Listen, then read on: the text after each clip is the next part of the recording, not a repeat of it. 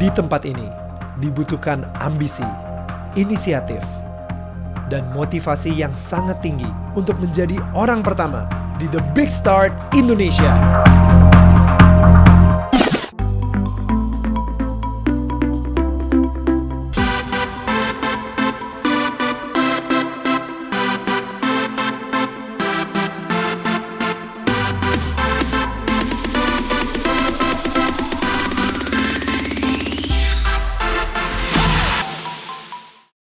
Welcome to The Big Start Indonesia. Setelah kemarin Josia tereliminasi, kini tersisa 14 orang starter dengan dua kubu yang semakin memanas. Kita lihat siapa yang akan menjadi leader untuk episode ini.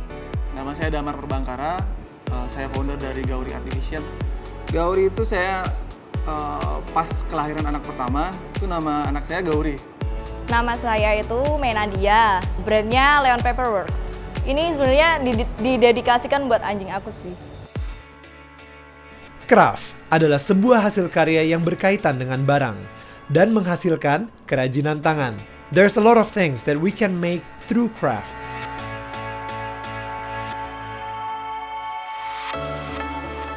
Kali ini, Damar dari Gauri Art dan Menadia dari Leon Paperworks harus membuat sebuah craft baru yang masih inline dengan konsep produk mereka. Tentunya tantangan ini tidak semudah itu. Bahan baku dasar untuk kedua tim adalah kayu. Untuk menambah tingkat kesulitan challenge ini, kami hanya memberikan modal sebesar Rp300.000 yang harus mereka habiskan untuk membeli bahan pelengkap craft mereka. Harus ada 2 craft yang mereka hasilkan dalam waktu 2 jam. This challenge will become another big start for them. Aku mau bagi jadi 2 tim, ya semacam barang-barang rumah tangga perkakas, kayak semacam piring, gelas, sendok gitu loh. Jadi, oke. Tempat boleh, tempat sampah boleh. Jadi bentuk nggak terlalu besar, tapi lebih ke fungsional. Ya sebenarnya kita nggak tahu grup sebelah bikin apa, tapi kita yakin dengan produk kita ini intinya pasti kena, karena kita mau bangkitin seri Indonesia dari Leon Paperworks. Blue team, Yo red team, wow!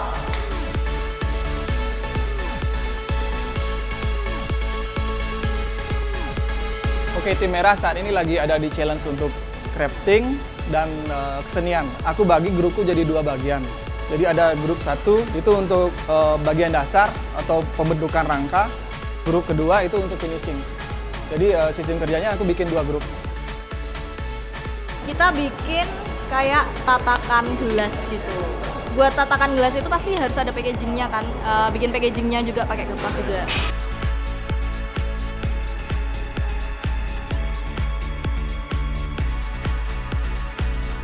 Bagi aku sih challenge kali ini memang makanan sehari-hari ya, karena di Bali aku untuk crafting udah sering berhadapan dengan desain dan bagaimana gambar kerja untuk produksi. Kesulitan yang aku alami di sini, tadinya mau bikin, kalau produk aku udah selesai, aku mau bikinin box.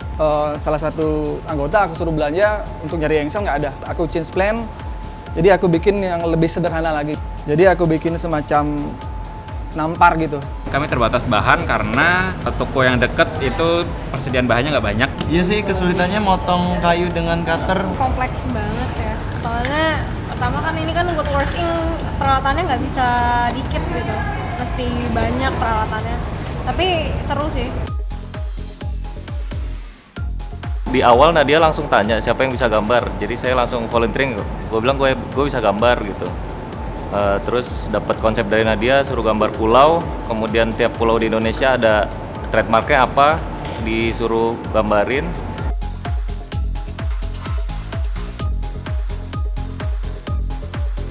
Capek banget, harus gergaji, harus lari-lari, dan ini yang paling capek dibanding challenge-challenge sebelumnya. Ini tatakan gelas yang dimana ada desain pulau-pulau dari Indonesia dan juga icon dari pulau tersebut. Kita kasih di dalam frame itu. Colorful karena pertama kita tuh sebenarnya macam-macam, terdiri dari banyak banget suku, agama, dan yang lainnya. Tapi sebenarnya kita tuh satu, karena nanti kita ada di satu frame itu. Kita satu Indonesia.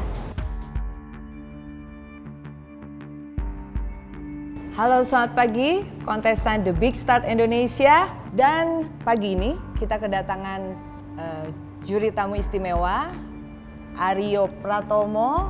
Aryo Pratomo adalah seorang entrepreneur dan juga YouTubers.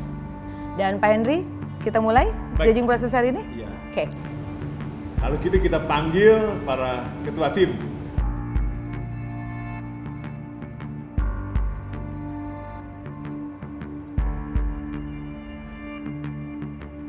Produknya Beli Damar itu oke juga, tapi produkku nggak kalah oke kok. Jadi aku yakin aku bisa.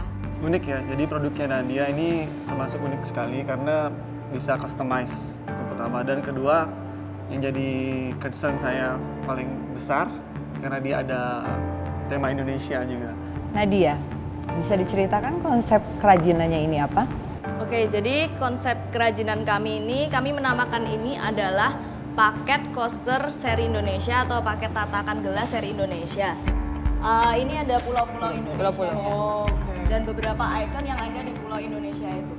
Idenya dari saya ini ingin menonjolkan bahwa kita ini nggak pengen cuma menjual produk yang cuma fungsi aja. Kami ingin mengedukasi orang-orang, target market kami adalah turis asing dan juga turis lokal. Kami menggunakan coaster ini karena kami yakin dengan coaster ini kami bisa mendapatkan pangsa pasar yang baru. Beli Damar dari tim merah, boleh ceritakan sedikit tentang karyanya? Karya saya ini adalah Sushi Toolkits yang menggunakan kayu daur ulang. Jadi seperti ini ide dari saya dengan bantuan teman-teman dikombinasikan dengan ide-ide dari mereka. Jadi saya lebih mengkampanyekan kayu daur ulang. Tadi recycle, reuse, dan reduce. Dan saya yakin konsumen-konsumen terbesar di situ adalah Amerika, Australia, dan Jepang.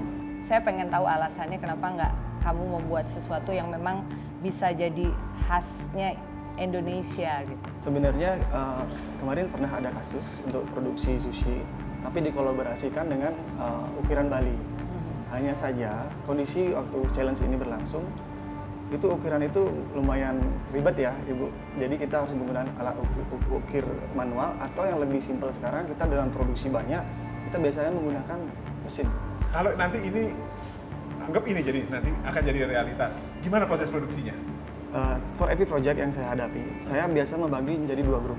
Jadi ada grup produksi untuk modeling. Jadi ada tim pemotongan, pemakuan, terakhir touching finishing. Nadia, pertanyaan yang sama. Kalau ini mau dijadiin realitas ini ya maksud? Saya sebenarnya sudah bekerja sama dengan beberapa seniman di Yogyakarta.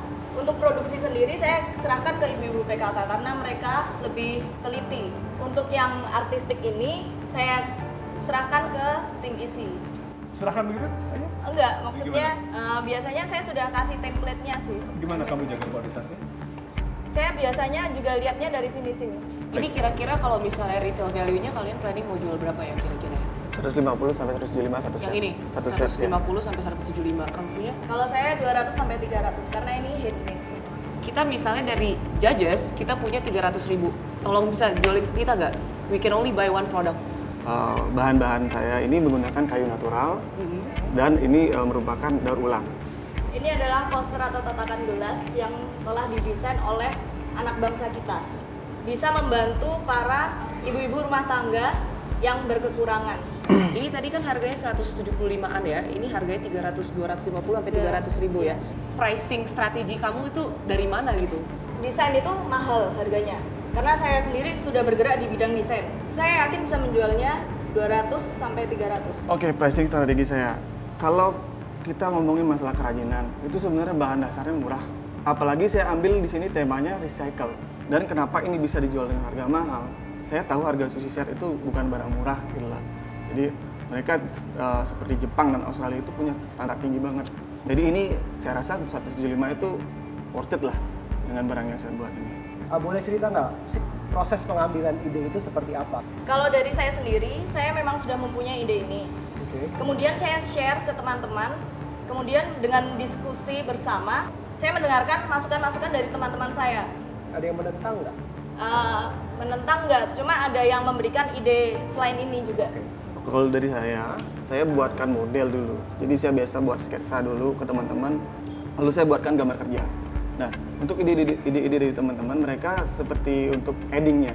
Jadi semacam finishing, touching. Jadi idenya untuk sushi set itu siapa? Saya sendiri. Oh, sama. Saya sendiri, cuma di dalam perjalanan pengerjaan itu memang ada banyak ide-ide baru dari mereka. Jadi kayak nggak ada yang menentang ya kalau ini ya? Sejalan sih Pak, kebetulan.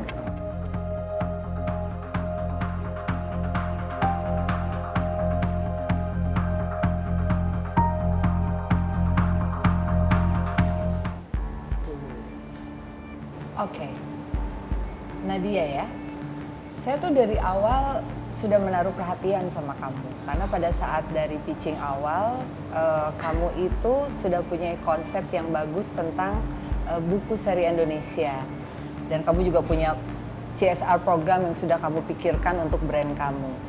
Nah, tadi pada saat kamu presentasi yang kerajinannya, saya juga melihatnya kamu tuh betul-betul membawa keindonesiaan dalam setiap apapun juga itu yang kamu buat. Personally saya lebih suka produk ini. Dua-duanya functional which is good. Tapi saya agak-agak shock pas kamu ngomong 300.000. Personally 70.000 juga saya nggak mau beli itu. Pada akhirnya kita harus memilih. Terima kasih kalian bersama tim sudah menyelesaikan challenge hari ini dengan baik. Dwi Damar? Pikiran saya kacau sekali. Yang ada di benak saya cuma anak-anak dan istri saya di rumah. Oke lah, di kompetisi ini semua udah saya serahkan. Saya harus menang karena banyak yang menanti. Semoga saya dikasih jalan dan bisa memenangkan kompetisi dan lolos di seleksi ini. Sebenarnya aku nggak mikirin bakal lanjut apa enggak sih. Kalau aku sih yang penting udah memberikan yang terbaik. Dwi Damar, selamat. Anda melanjutkan ke babak berikutnya. Terima kasih. Nadia, this is not your big startup. Kalau bayangan saya mengenai semua kontestan baik yang bertahan ataupun yang sudah dieliminasi, untuk ada di sini pun itu udah perlu perjuangan yang luar biasa ya. Harus mengalahkan sekian banyak orang. Mungkin ini terkesan seperti eliminasi bagi mereka yang pergi, tapi bagi aku itu seperti langkah awal buat mereka. Jadi saya yakin Nadia Paperwork bisa maju dan benar-benar sukses. Bagian tersedih jelas ninggalin teman-teman. Nextnya aku bakal ngelanjutin proyek-proyek yang udah ada di pikiran aku untuk direalisasikan lagi.